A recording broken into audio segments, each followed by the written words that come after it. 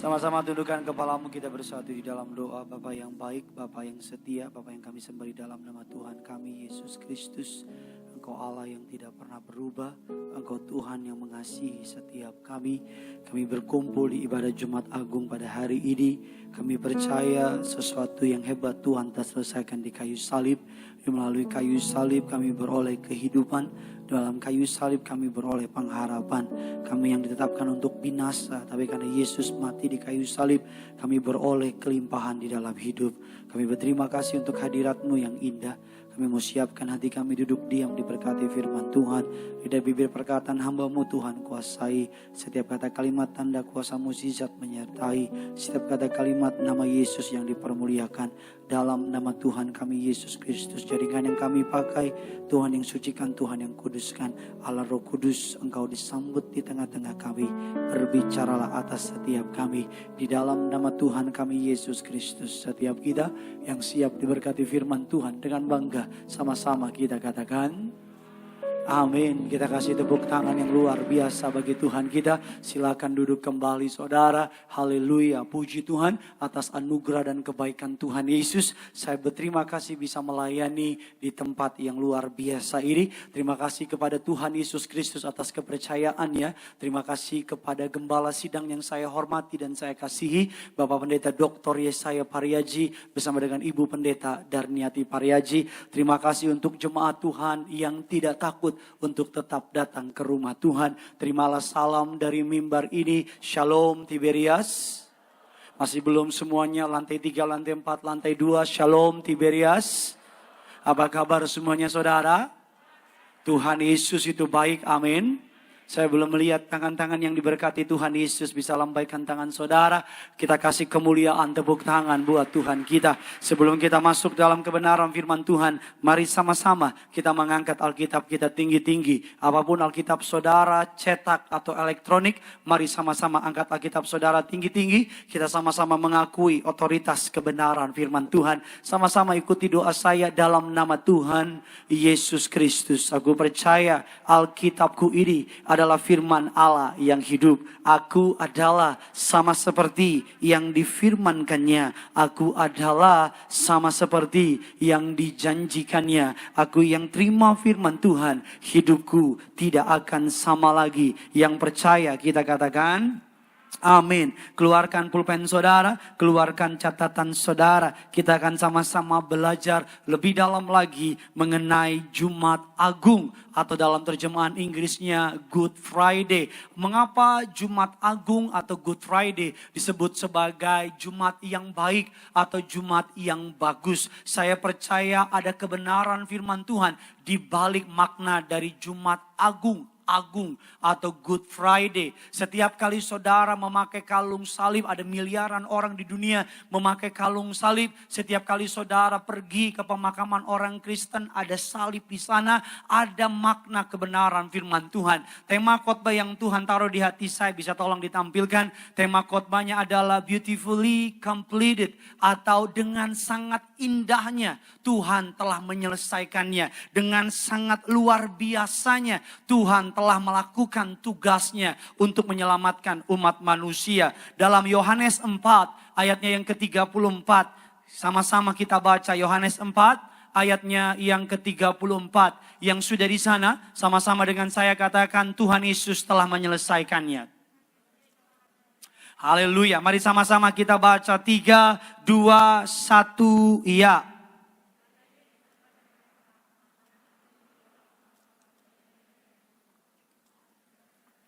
Stop, saudara bisa baca lebih keras lagi di Jumat Agung ini. 1, 2, 3, kata Yesus.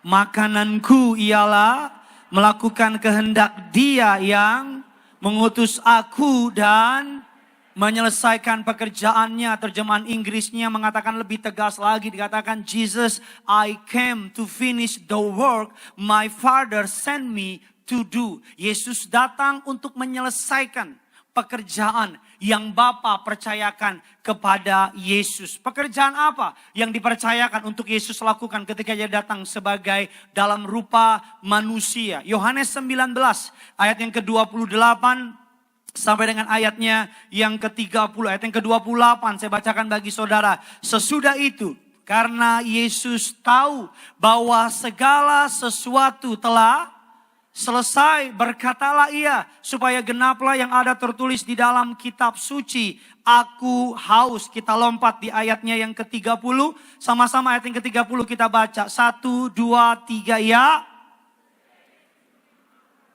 Berkatalah ia, sudah. Lalu ia menundukkan kepalanya dan sama-sama bilang sama saya, sudah selesai. Lebih keras lagi, sudah selesai.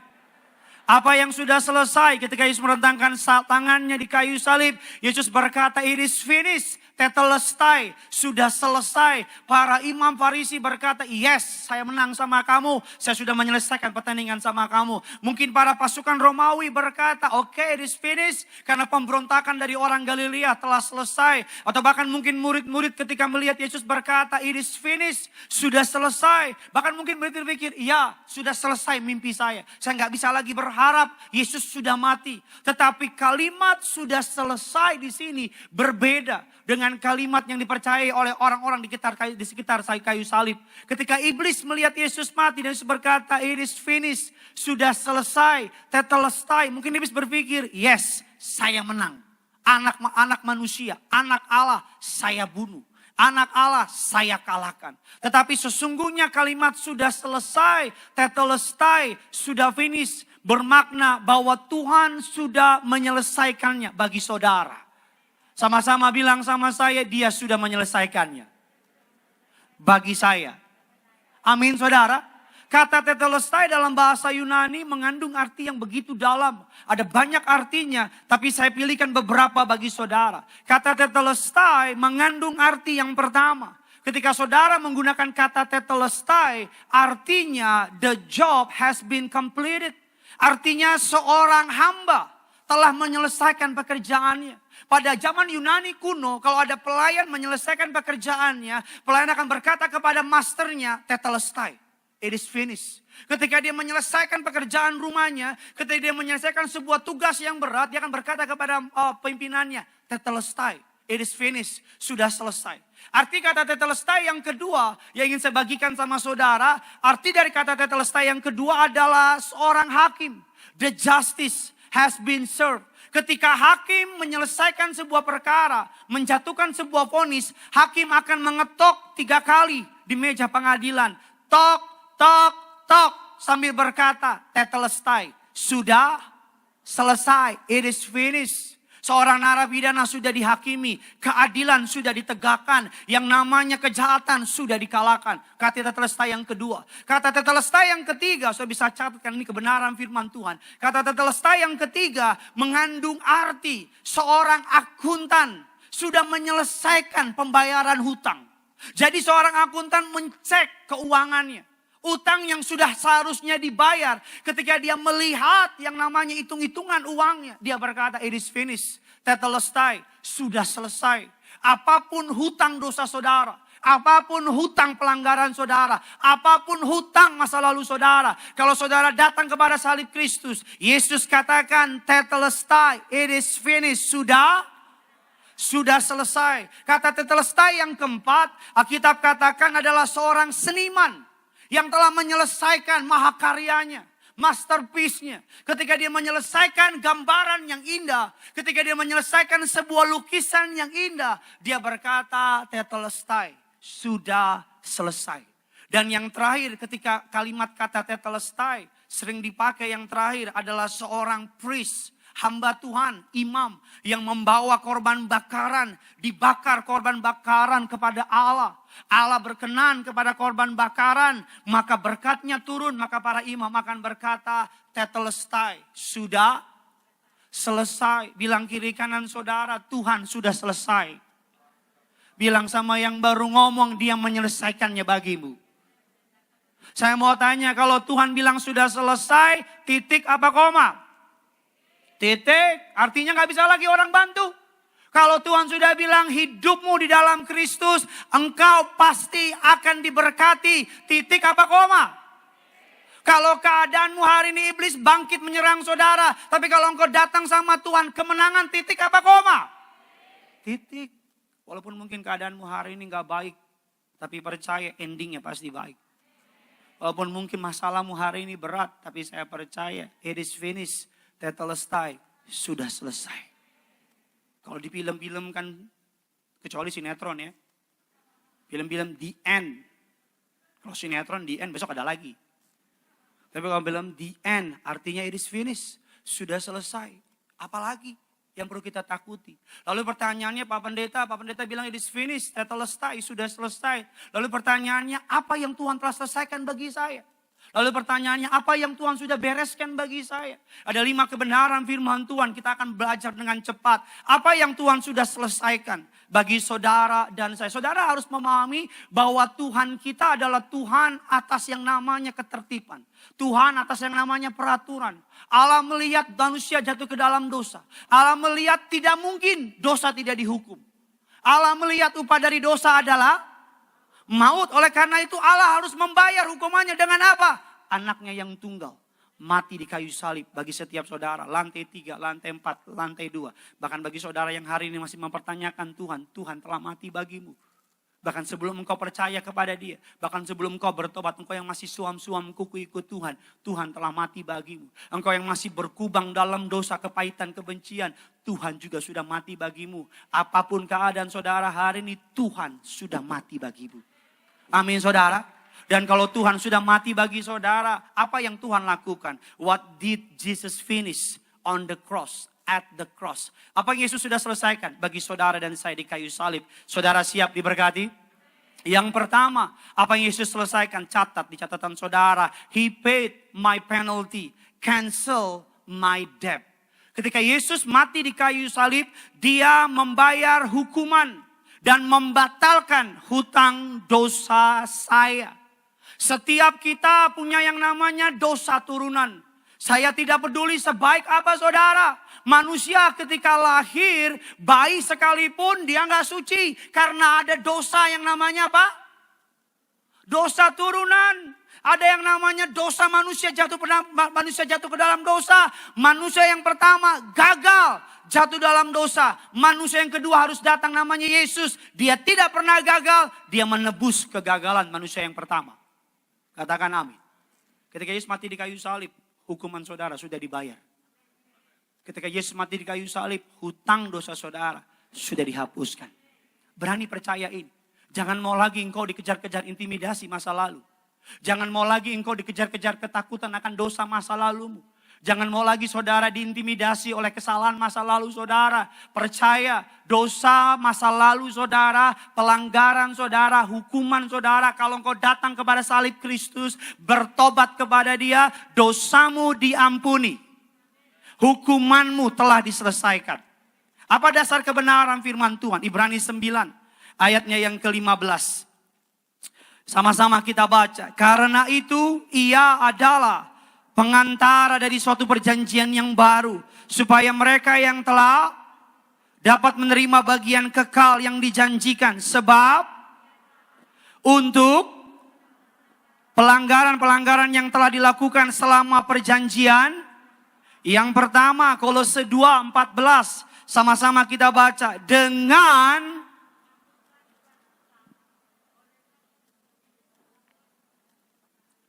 Dan itu ditiadakannya dengan memakukannya pada kayu salib. Dengan menghapuskan surat hutang. Sama-sama bilang sama saya surat hutang. Sama-sama bilang sama saya ketentuan hukum. Sama-sama bilang sama saya yang mendakwa. Mengancam. Tuhan pakukan di kayu salib. Amin. Tahu saudara dalam konsep asuransi. Kalau asuransi, pemilik asuransinya sudah meninggal, maka ahli waris dari pemilik asuransi akan menikmati seluruh kepenuhan dari asuransi tersebut. Ngerti maksud saya? Ada seorang ibu ketika suaminya meninggal, ini kisah nyata. Dia datang ke asuransi, dia bilang mohon maaf Pak, saya nggak bisa lagi bayar cicilan tiap bulan. Saya nggak punya duit. Apa jawab pemilik asuransi? Bukan kamu yang harus bayar, kami yang harus bayar. Karena ketika suami kamu mati, maka seluruh kepenuhan asuransi menjadi bagian dari ahli waris. Ketika kayu salib, apa yang menjadi seluruh bagian dari Yesus Kristus menjadi bagian dari orang yang percaya. Katakan amin. Amin saudara. Ini bukan berarti saya agen asuransi, bukan. Nanti saudara keluar lagi di lead bilang, tuh dengar kata pendeta. Ayo asuransi. Bu, kalau nanti bapak mati, nah ibu yang kaya bu. Hai. Itu kita patahkan loro asuransi. Dosa saudara, pengampunan Tuhan sudah berikan. Tuhan sudah bayar di kayu salib. Saya ngomong ini bukan berarti saudara license to doing sin. No. Saya ngomong ini bukan berarti saudara bisa bebas-bebas buat dosa. No. Tapi saya ngomong ini saudara dibilang gratis, diberi cuma-cuma karena ada seseorang yang bayar. Amin. Karena ada siapa? Seseorang yang bayar. Suatu hari berapa tahun yang lalu kami pimpin KKR di Mall Alam Sutra. Pada hari itu saya kebetulan tanggal 9 Juni kebetulan saya ulang tahun. Catat di kalender saudara. Ini khotbah sekali kode. Saya ulang tahun, selesai kebetulan Pak Pariaji yang pimpin. Selesai KKR saya udah tahu deh. Kalau hari ulang tahun saya jatuh di hari pelayanan bersama dengan Pak Pariaji, pasti sesuatu yang jahat terjadi gitu. Jadi selesai pulang KKR saya mau buru-buru lari ke pintu keluar. Teman-teman pendeta udah nunggu. Mau kemana bro? Saya bilang mau pulang. Gak bisa. Traktir dulu. Itu 4 orang tuh saudara tahu lah. Jeffrey, Alex semua lah udah. Traktir dulu. Saya bilang ya udah deh. Saya pikir cuma 4 siapa takut. Restoran mana? Lu pilih. Saya bilang dia pilih restoran. Yang namanya orang suruh pilih dipilih yang paling dia mau. Dia pilih restoran di Alam Sutra, restoran Chinese food yang paling mahal. Ketika saya sampai teratas, saya kira 4. Ternyata asisten pendeta dan semua di situ. Itu restoran penuh dengan orang Tiberias. Bahkan beberapa teman saya datang bilang, bro sorry bro, gue sama istri sama anak boleh ikut nggak? Saya mau bilang, ya boleh deh udah. Sambil mereka makan dengan sukacita, saya makan dengan duka cita. Karena mereka kan saudara tahu lah belahang pelompat ya kan. Apalagi si Alex itu kan pesen terus. Bahkan cuci tangan pakai aqua dia. Pokoknya push the grace to the limit dengan mau pesen. Selama mereka makan saya doa terus, Tuhan tolong hambamu. Mereka makan ulang tahun saya nggak dusta, nggak lebih-lebih, nggak kurang. Ini beneran. Ketika udah selesai makan saudara, karena semua saya lihat teman saya Alex babungkus dia. Dia bilang, bukan istri, belum istri. Kan istri lu bukan istri gue. Saya bilang, bungkus sih. Semua sampai pelayan tanya mau pesan apa? Apa yang ada dapur keluarin katanya. Benar saudara, tapi manusia boleh merancangkan yang buruk. Tuhan merancangkan yang baik gitu. Iya selesai makan, saya bilang sama waitersnya, ini beneran saya tolak dusta, tolak tipu. Lagi bilang, saya bilang, udah bilnya. Itu dia pencet komputernya. Tak, tret. Saya di belakang, dalam nama Yesus, stop. Tret. Sampai lantai. Ini meja sampai lantai. Teman saya udah, waiters datang, saya udah keluarin dompet, siapin KTP. Saya bilang, saya ingat firman Tuhan, anak manusia diserahkan. Ketika saya mau kasih ATM saya, dia bilang, Pak, maaf, sudah dibayar. Jangan cuma tepuk tangan, tiru. Canda saudara. Pak, sudah, siapa yang bayar? Ada jemaat Bapak duduk di situ. Dia lihat Pak Gideon masuk, dia langsung bayarin. Sudah dibayar. Loh, saya tahu ketika dia bilang dia mau bayar, mungkin dia ketika lihat bilnya nyesel kali, saya nggak tahu. Bilang, hah? Iya, walaupun ketika dengar dibayar, teman-teman saya bilang, wah, nggak sah. Lagi dong, ini kan dibayarin. Apa maksud saya? Kita yang berbuat salah. Kita yang gak benar. Kita yang ngaco. Pemahaman ini akan membuat engkau takut lagi untuk nyakitin hati Tuhan. Pemahaman ini akan membuat engkau bukannya untuk bebas buat dosa. Tapi pemahaman ini membuat engkau bisa memiliki fresh start. Permulaan yang baru. Pemahaman ini bisa membuat engkau menatap hari depan dengan kepercayaan. Karena dosamu di masa lalu, kalau engkau datang mau bertobat sama Tuhan, Tuhan ampuni. Bahkan kalau saudara datang sama Tuhan dan bilang, Tuhan ampuni dosaku 10 tahun yang lalu. Tuhan akan bilang, yang mana? Aku sudah lupa. Karena Tuhan sudah buang semuanya. Tuhan sudah tidak ingat-ingat lagi. Kita yang suka ingat-ingat kesalahan orang lain. Kita yang suka ingat-ingat kesalahan orang, kesalahan 10 tahun lalu masih kita ingat-ingat. Jadi kalau ada anak Tuhan yang masih ingat-ingat dosa orang lain, dosa temennya, berarti dia siapa? Saudara yang bilang. Oh, Tuhan gak ingat-ingat dosa kita. Alkitab katakan kalau engkau bertobat, sekalipun dosamu semerah kirmizi, kalau engkau mau bertobat, dia akan putihkan seputih salju. Ayo, kebenaran apa yang saya bagikan yang pertama. Ketika Yesus mati di kayu salib, Alkitab katakan apa? Hukuman saudara sudah Tuhan tanggung di kayu salib. Alkitab katakan apa? Hutang dosa saudara sudah dihapuskan. Gak ada lagi rekodnya di kerajaan surga. Saudara dan saya di hadapan Allah, engkau adalah orang-orang benarnya. Kasih kemuliaan buat Tuhan kita.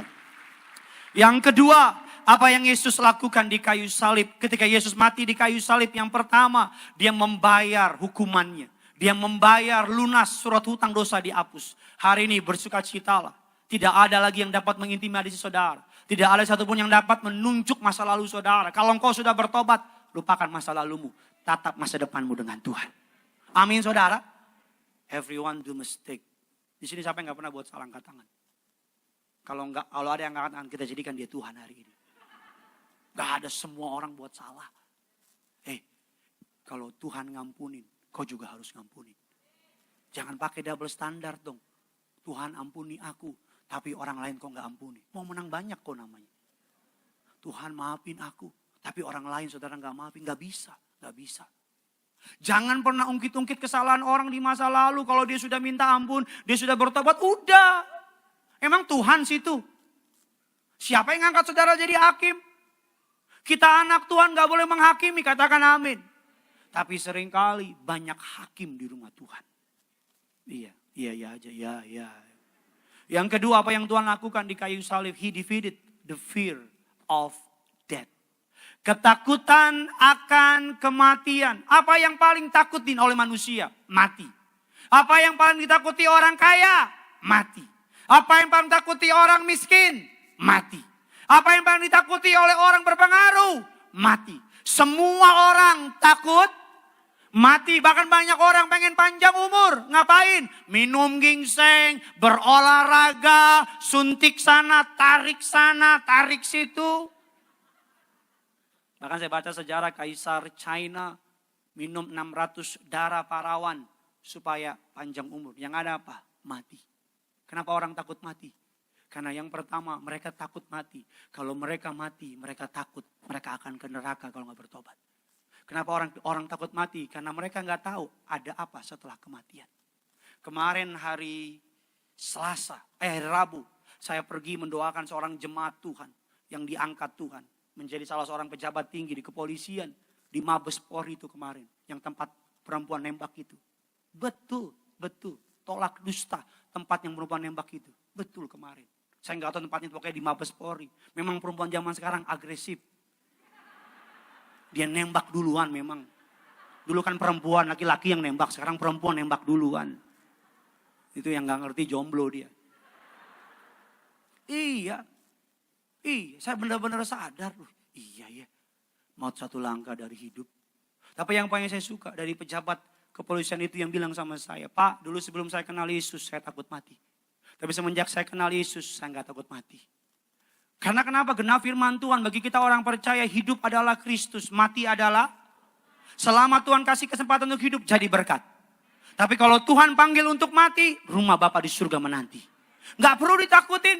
Saya ngomong ini berdasarkan kebenaran firman Tuhan. Saya mau bilang bagi orang percaya, mati cuma seperti ciluk bak.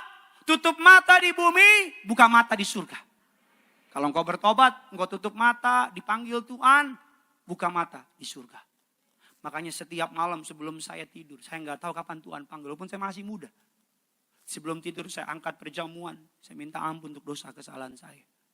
Dosa kesalahan baik pikiran, perkataan, perbuatan yang saya tahu atau tidak tahu. Baru tutup mata, tidur. Kalau besok pagi bangun, puji Tuhan, kesempatan melayani. Tapi kalau besok pagi nggak bangun, saya percaya sudah bersama Tuhan di surga. Makanya Pak, Bu, jangan mau tidur berantem. Ada orang mau tidur, suami ngadap ke timur, istri ngadap ke barat. Anak-anak di tengah menyanyi sejauh timur dari barat. Lo jangan ketawa, lo mikir, lo ketawa lagi.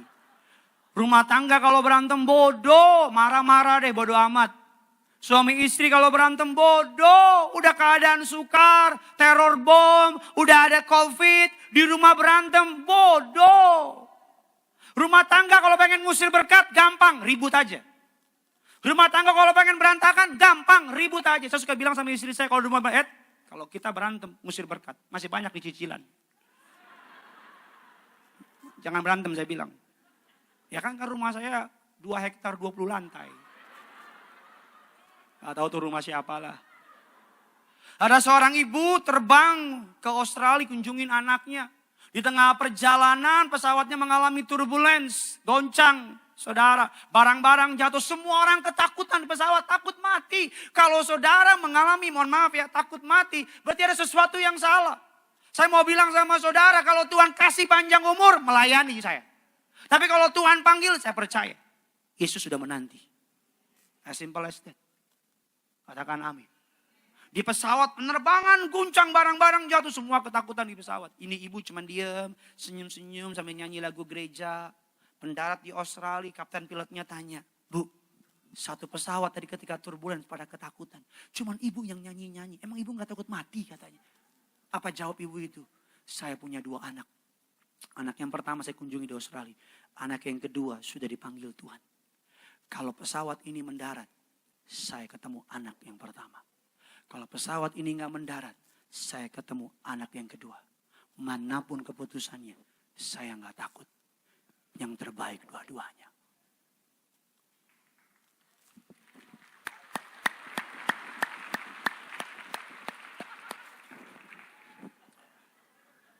Ya udahlah.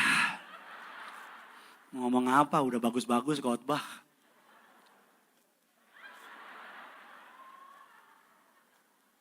Amin. Saya nggak bilang saudara harus mati hari ini, enggak. Tapi gini loh, kalau orang Kristen takut mati, berarti dia tahu hidupnya nggak benar. Kenapa takut mati? Kau tahu kau belum bertobat. Bertobat. Kalau Tuhan panggil, kau nggak bisa, Tuhan 2 jam lagi ya. Nggak bisa. Ya, saudara boleh ketawa, tapi I speak to your spirit. Bertobat. Uangmu nggak bisa tolong. Emang saudara pikir Tuhan takut sama jabatanmu? Orang dia yang kasih kok. Kenapa orang Kristen takut mati? Karena dia tahu dia belum benar. Anytime bisa dipanggil. Kapanpun Tuhan panggil kita tahu. Kalau orang Kristen takut Tuhan datang kedua kali, saya tahu belum beres hidupnya. Loh saya menantikan Maranatha Tuhan datang di awan-awan dalam kemuliaannya. Gak ada mempelai wanita takut mempelai laki-laki. Kalau ada mempelai wanita takut datang mempelai pria datang, itu kawin paksa. Betul apa enggak? Loh istri saya menantikan kapan waktu itu saya sama pacaran, saya datang ke pemberkatan. Kalau saudara bilang, Tuhan jangan datang dulu deh. Sesuatu yang salah sama kekristenan saudara. Yang ketiga, kita cepat saja. Apa yang bisa kita pelajari ketika Yesus mati di kayu salib? Yang ketiga dikatakan, ini kesukaan saya. He broke Satan's powers to mess up my life. Ketika Yesus mati di kayu salib, Yesus mematahkan kuasa cengkraman dari si iblis. Katakan amin. Ketika manusia jatuh dalam dosa, Alkitab katakan manusia kehilangan kemuliaan Allah. Manusia kehilangan yang potensinya dari Allah. Terpisah dari Allah. Mengalami kejatuhan yang paling dalam. Alkitab katakan iblis mencengkram manusia. Iblis menghujami dengan dosa, perzinahan, percabulan, dusta, penipuan, dan sebagainya. Iblis menguasai manusia. Ketika Yesus mati di kayu salib, Alkitab katakan kuasa dari iblis itu kembali di tangan Yesus. Amin. Karena Alkitab katakan demikian. Kita buka dasar kebenaran firman Tuhan. Sama-sama kita baca kebenaran firman Tuhan. Kolose 1 ayatnya yang ke-13. Yuk, 3, 2, 1, ya.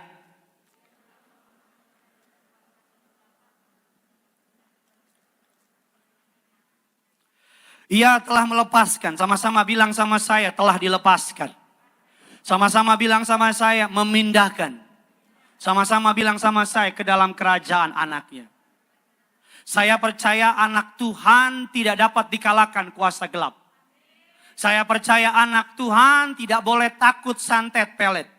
Saya percaya anak Tuhan tidak dapat disantet, katakan amin. Dijauhkan Tuhan mencuri kemuliaannya, dijauhkan Tuhan sombong rohani. Tapi saya mengatakan ini atas dasar kebenaran firman Tuhan. Dalam pelayanan saya mengiring Yesus, melayani ke daerah-daerah, daerah Makassar, Toraja, pimpin KKR, itu para dukun-dukun menurut kesaksian jemaat, lempar darah binatang di sekitar tempat KKR kami. Lempar darah binatang dengan tujuan apa? Ingin tes adu ilmu. Saya tahu kalau dengan kekuatan saya nggak bisa. Tapi saya dengar itu, saya ambil perjamuan kudus. Saya ambil darah Yesus. Saya suruh pengerja urapi tempat KKR. Selama KKR bukannya kami yang mengalami masalah. Tapi mereka yang datang untuk terima Yesus. Kesaksian baptisan di kolam baptisan di Makassar. Ada dukun kalau saya dusta. Ulangan saya, Tuhan tahu dusta apa enggak? Ada seorang dukun ternama di Toraja. Dia marah karena banyak jemaatnya yang datang ke Tiberias di Toraja. Ketika Papa Reji pimpin baptisan di Makassar, dukun dari belakang lempar ajimat. Tapi yang dia bingung, dia lihat kita bengong aja, biasa aja melayani. Ketika dia turun ke kolam pengen tes ilmu, dia teriak panas. Kita bilang dingin. Panas apa sih? Lebay lu. Oh iya, kuasa gelap itu ada. Tapi jangan takut. Jangan lagi malam-malam mau ke toilet. Pak, temenin Pak. Anak Tuhan takut sama setan. Jangan lagi malam-malam gak berani nengok ke atas. Takut ada yang nongkrong. Kok anak Tuhan takut sama setan? Halo, kau di Tiberias diajar. Tanganmu ada kuasa. Mulutmu ada kuasa. Amin. Lu banyak berkali-kali abang saya. Seorang kontraktor lihat sama temennya, lihat tanah di Bali. Karena satu dengan lain hal temennya mengalami suatu tempat kerasukan. Itu Kristen semua, kerasukan. Temennya pada doa segala macam gak keluar. Abang saya inget pernah ambil minyak urapan dari adiknya yang pendeta. Kan abang saya, bukan abang lu. Kenapa sih? Kenapa harus iri sih? Urus abang masing-masing lah. Jadi abang saya iseng ambil minyak cuma begini dalam nama Yesus. Itu orang kerasukan panas. Emang boleh juga nih kata abang saya. Dia terusin. Dia telepon saya, Bontat, iya loh. Minyak urapan Tiberias dahsyat loh. Oh Tuhan hidup kok. Amin. Tuhan apa? Tuhan hidup. Iblis gak punya. Apa sih cara iblis menjatuhkan kita? Catat baik. Cara iblis menjatuhkan kita cuma 2 dari dulu sampai sekarang. Apa? Yang pertama iblis menjatuhkan manusia dengan yang namanya temptation. Godaan. Dia akan goda saudara. Karena iblis tahu. Endingnya sudah ada. Endingnya dia kalah. Katakan amin. Endingnya dia hukum. Iblis akan membawa manusia. Neraka tidak diciptakan untuk manusia. Neraka pada mulanya diciptakan untuk iblis. Dan para pengikutnya.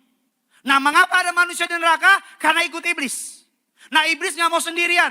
Nah iblis akan menjatuhkan manusia dengan apa? Temptation. Dia akan goda saudara. Dan biasanya kalau iblis goda, dia akan mengecilkan dosanya. Dia akan mengecilkan efek dari dosa. Dia akan bilang gini, gak apa-apa kali pacaran beda agama.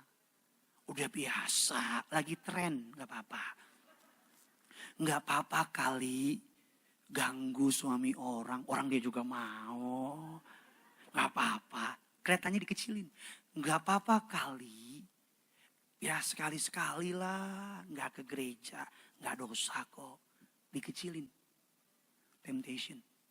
Tapi ketika kita jatuh ke dalam cobaannya dia, dalam jebakan dia pakai senjata yang kedua, condemnation, intimidasi. Dia akan bilang begini, gila ya lo, jangan harap doa lo didengar. Lupa habis ngapain semalam. Janganlah, gak usah sosok nyembah deh. Gue kan tahu siapa masa lalu lo. Udah, gak usah angkat tangan nyembah. Palsu lo. Intimidasi. Ketika dia goda, dia akan kecilkan dosa. Dia bilang biasa itu, gak apa-apa. Tapi ketika dia intimidasi, dia besarin dosa. Gila loh, itu setan tuh.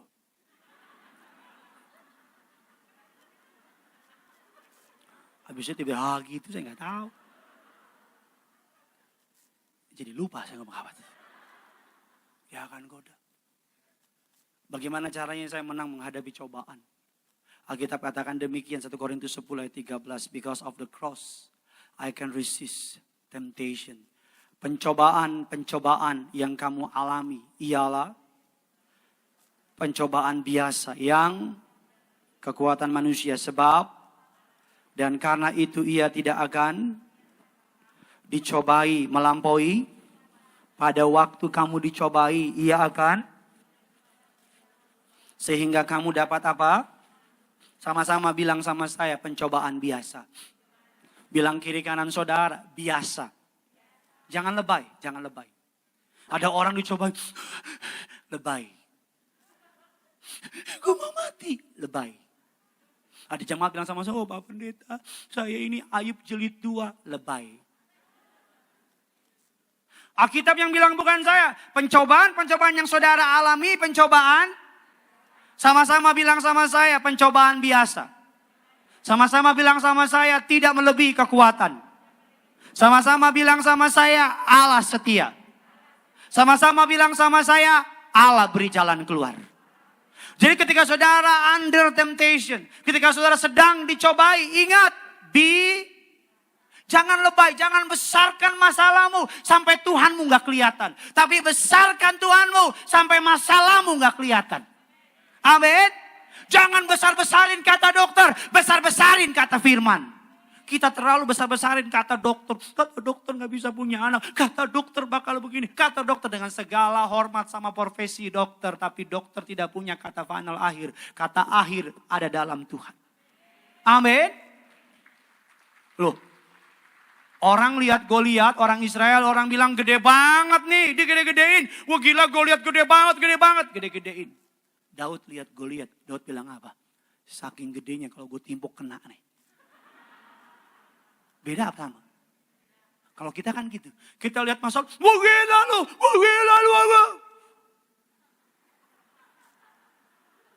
Ketika kemarin COVID, semuanya heboh. Jangan gede-gedein, udahlah. Jangan lebay. Bilang kiri kanan saudara, lu jangan lebay lu bilang. Ayo bilang baru ngomong, nah, lu dulu lebay bilang. Ada orang lebay. Kalau begini, gue mati aja deh. Nggak mati-mati. Ada seorang pengusaha, awal-awal COVID, Pak Pendeta kalau begini, saya bisa mati nih. Terus berapa hari lalu ketemu sama saya bilang, Pak, kok masih hidup? Pak Pendeta kan bercanda dulu, Pak. Udahlah, jangan lebay. Yang kedua, bagaimana cara saya menghadapi intimidasi? Kolose 2 ayat yang ke-15, yuk kita cepat. Ia telah melucuti pemerintah-pemerintah dan penguasa-penguasa, menjadikan mereka tuntunan umum dalam kemenangannya atas. Ketika iblis intimidasi saudara bisa lihat saya ke depan. Iblis mengintimidasi saudara dengan dasar kesalahan saudara. Betul apa betul? Dia akan bilang sama saudara, ingat lo begini. Tapi ketika iblis ingatkan masa lalu saudara, bilang sama iblis, betul. Saya dulu pernah begini. Betul, saya dulu pernah buat ini. Tapi saya datang sama Tuhan. Saya sudah bertobat sama Tuhan. Engkau gak punya hak lagi untuk intimidasi aku. Bilang gitu sama iblis.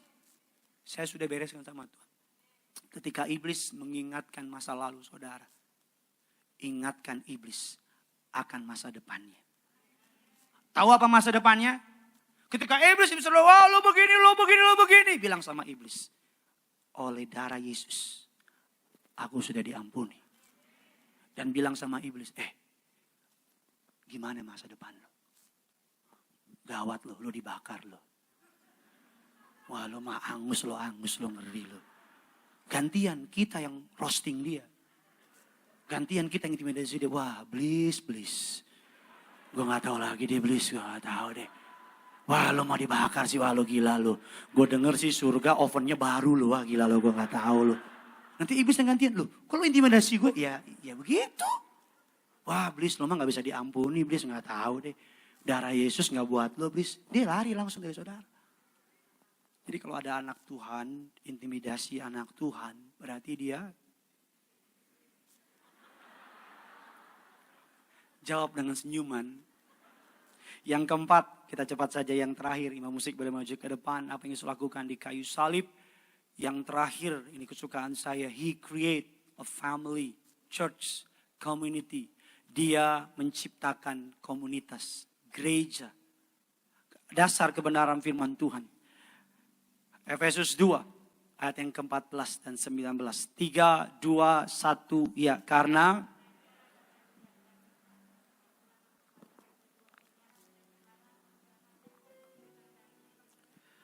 ayat yang ke-19 lebih keras lagi. Demikianlah melainkan dan anggota, bilang kiri kanan saudara, kamu bukan orang asing. Bilang sama yang baru ngomong, kamu bukan pendatang. Saudara bisa lihat saya ke depan. Sebelum Yesus mati di kayu salib, Allah melihat dua kelompok manusia di muka bumi. Kelompok yang pertama disebut dengan Jew people. Orang Yahudi. Ini bangsa terpilih. Suka gak suka, Tuhan pilih mereka. Jew people. Kelompok yang kedua, Eropa, Afrika, Asia, dan sebagainya, Gentile. Apa itu Gentile? Bahasa Indonesianya kafir. Di mata Allah. Karena keselamatan pada mulanya ditetapkan untuk bangsa Yahudi. Tapi ketika Yesus mati di kayu salib, dia membuka, kita katakan tabir bait Allah terbelah menjadi dua. Bukan dari bawah ke atas, tapi dari atas Allah merobeknya. Allah mempersatukan keselamatan untuk Yahudi karena Yahudi menolak. Allah memberi keselamatan untuk orang-orang di luar Yahudi. Ketika Yesus mati di kayu salib di pemandangan Allah, tidak lagi ada orang Yahudi, tidak lagi ada orang Gentile atau kafir. Sama. Apa maksud saya? Makanya orang Kristen gak boleh rasis. Orang Kristen gak boleh rasis.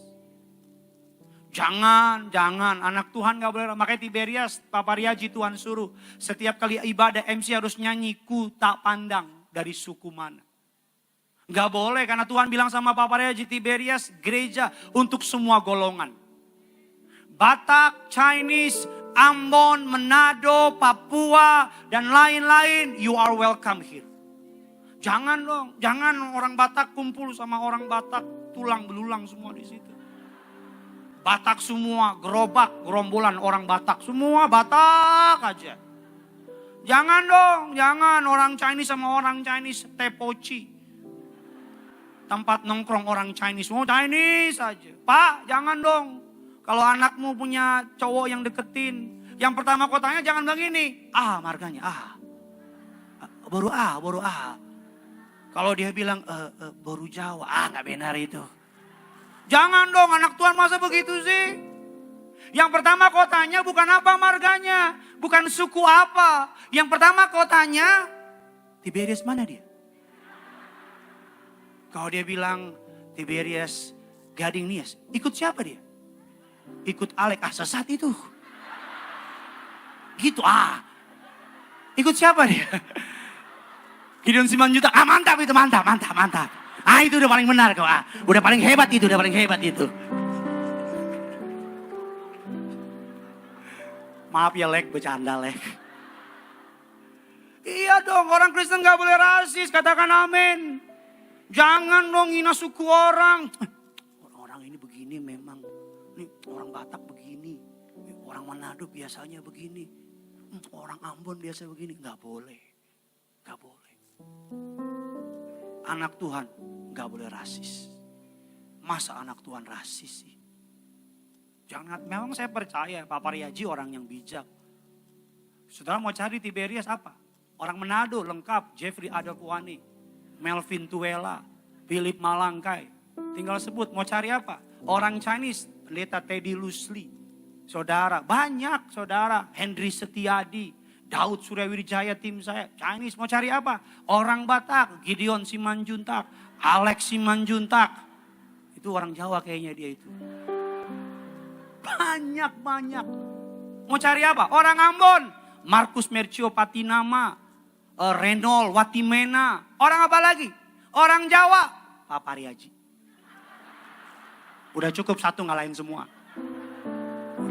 Udah habis, udah nyerah Pak, nyerah. Banyak, mau cari apa di sini? Ada. Jangan rasis. Jangan. Saya simpulkan khotbah saya. Apa yang Yesus lakukan di kayu salib? Yang pertama, dia membayar hukuman kita. Menghapuskan, tolong ditampilkan. Menghapuskan surat utang dosa kita. Yang kedua, Yesus mengalahkan ketakutan akan maut. Yang ketiga, Yesus mengalahkan kuasa iblis. Iblis have no power atas orang percaya. Yang keempat, Alkitab katakan Nabi Yesus lakukan di kayu salib.